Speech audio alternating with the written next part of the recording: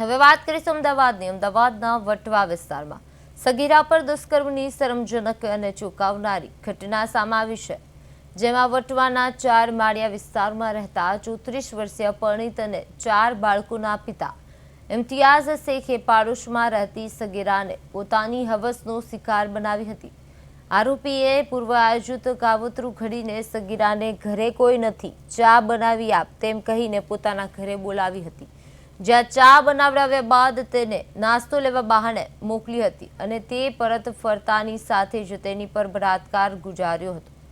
હવે ઘટના બાદ નરાધમ આરોપીએ સગીરાને ચૂપ રહેવા માટે ધમકી આપી હતી, પરંતુ દીકરી ઘરે પરત ફરતા થયેલા વિલંબને કારણે શંકા જતા માતા આરોપીના ઘરે તપાસ માટે પહોંચી હતી. શરૂઆતમાં ડરેલી સગીરાએ હકીકત છુપાવી હતી, પરંતુ બીજે દિવસે માતાને સમગ્ર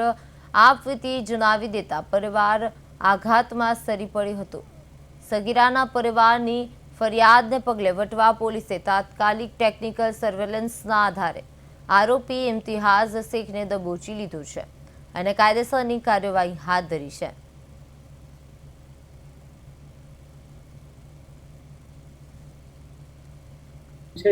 ઇમ્તિયાઝભાઈ તેઓ પોતાના ઘરે હતા અને